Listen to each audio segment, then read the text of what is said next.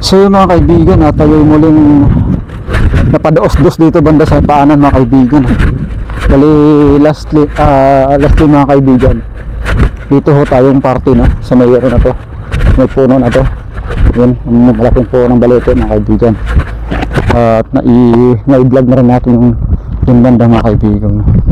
Dito naman tayo mga kaibigan, dahil ito yung lugar mga kaibigan na hindi pa ho natin ito narating na mga kaibigan. So yan, si Manong naglilinis ng ng traktor.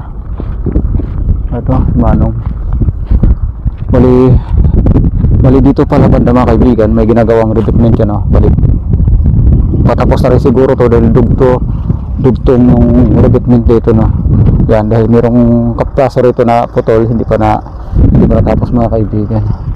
Ito yung lugar na kung saan hindi pa natin napuntahan mga kaibigan. Manong! Magandang tanghali ho! Pananghalian muna kayo! Talagang nilinis mo yung laruan mo So yun mga kaibigan, balik kakatila lang siguro ulan mga kaibigan, kaya mapansin natin dito yung mga rito yung buhangin ng jubasa pa mga kaibigan. Ito mapansin natin jubasa pa rito mga kaibigan. Yan. Itong traktor ni Manong ginagamit sa mga sa mga tawag sa mga vlogger ako, boss. Vlogger. Ano vlogger yan? Ha? Sa Stoneworks TV, boss.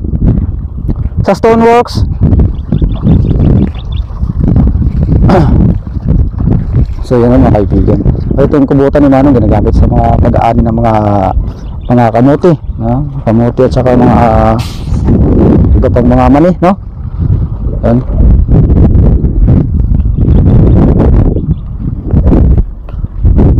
Maganda mga kaibigan dahil napalayo yung revetment wall, malayo siya, naka-distansya sa rito sa may pinaka-sintro ng ng Aklan River mga kaibigan, para maiwasan natin yung madaling pagkasira ng revetment mga kaibigan. So malaking tulong na ho ito itong revetment sa mga kababayan natin na malapit dito banda sa may Aklan River mga kaibigan.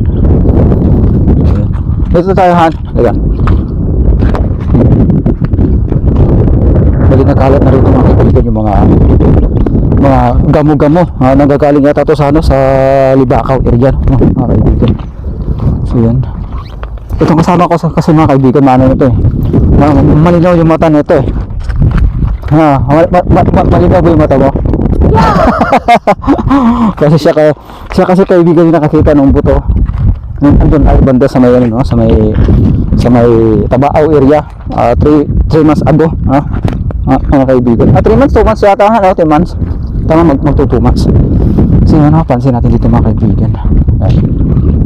Wala ng tubig dito mga kaibigan.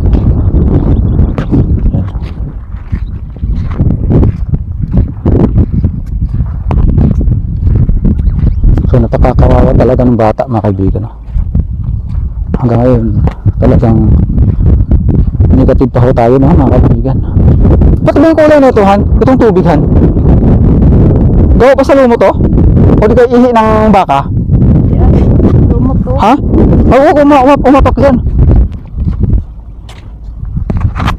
sa lumot. Tama, sa lumot siguro mga kaibigan ang lumot kasi mga kaibigan, yan, kinakain ng isda. Maraming isda. Oo, maraming isda siguro dahil hindi natin makikita sila masyado mayo yung tubig mga kaibigan. So yan, ito yung lugar mga kaibigan ito yung lugar na kung saan kaparte ito ng ilog na kung saan nalunod yung bata mga kaibigan. So yan, Nagala mo yung susi naman, ang ganda ng simoy na hangin dito mga kaibigan. Ito kasi sa tawid mga kaibigan, yan, sityo Gupa yan, gaya na mga kaibigan, gaya. Narating na natin to. Balik andito. Asan mo yung kubo-kubo na malitan? Dito banda, di ba? Yung kubo, yung dalawang kubo. Oo. Malayo pala to. Palimikot natin to. Malayo. So ang ganda rito mga kaibigan sa probinsya. Problema natin dito, hanap buhay lang no mga kaibigan. Itong ilog na to, kaparte rin to ng ilog na kung saan nalunod yung bata mga kaibigan. Itong mga mga damo-damo. Baka makita natin dito ano. Kung makita natin dito yung mga parte ng katawan ng bata mga kaibigan. Lastly nga mga kaibigan no, nung nakita nung kasama ko.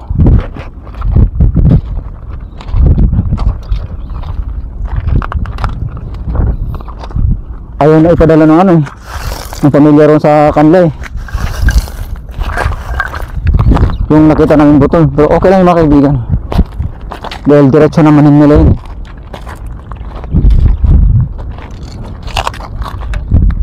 Ano? Yun yung mga kaibigan. Ang lalim niya no? Malalim niya mga kaibigan. Oh. Malalim yung tubig dyan.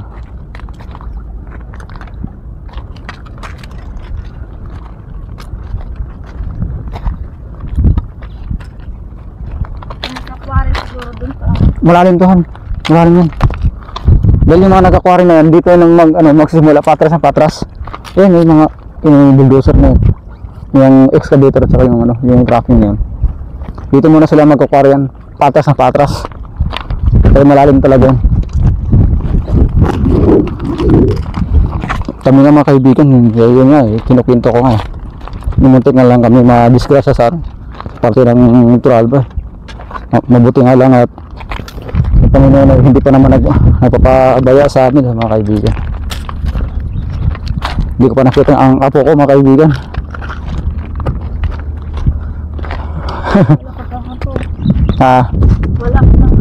Oh, wala pa. Hindi malagi yata. Ikot natin yung kabila. Kita mo yung apo mo kung pugo ba o hindi? Oo, ang ganda ng bato na to. Oo.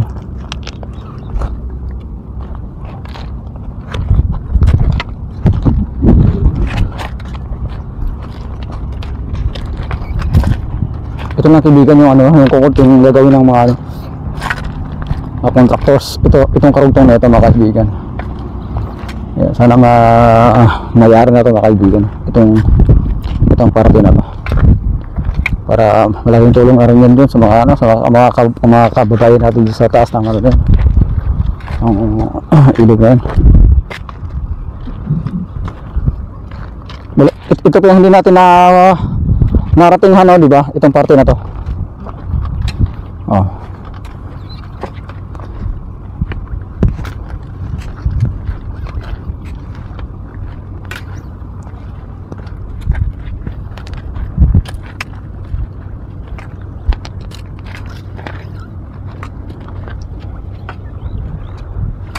Grabe yung tubig dito. Ano kaya lugar na ito rito, han? Kasi ano na yun eh, liso muna di ba bago malinaw. Hindi naman to liso eh. Ano kayang lugar to rito? Ha? Hindi ah. Di ba yung sabi ng lalaki doon pag nandun tayo sa kabila, sinabi niya liso na to? Ah, dito Ay, sinilot huh?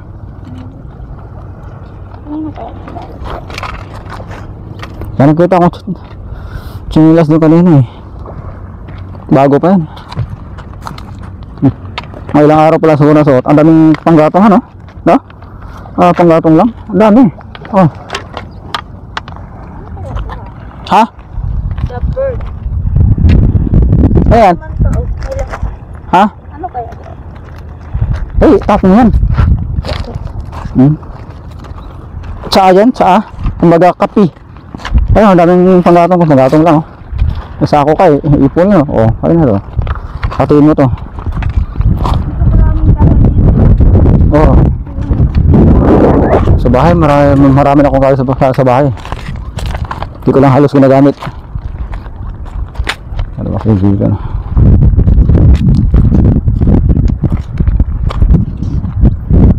mga kaibigan, ha. Oh, tingnan niyo yung kabila na yan. Oh. Wasak. Oh. Wasak na wasak doon. Ay, delikado to, ha. Kaya pero pagdating dito, may ano yan eh, may ipo-ipo dyan. Oh, may iwan yan. 50-50 ka ngayon. Kaya yung nangyari sa atin doon sa Turalba, nako. Ay, ulit na ito.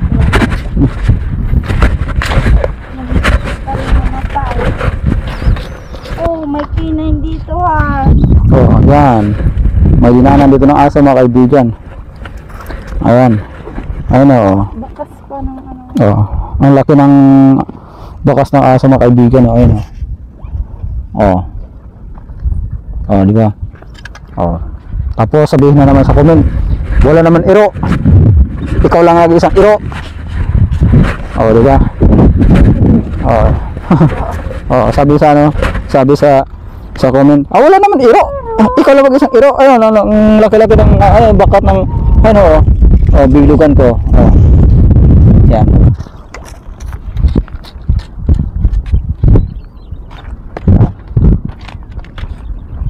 Makuburong sa unahan mga kaibigan. Tamali. Leso. Tamali sa natuhan ito. Leso na. Oo. Leso na to.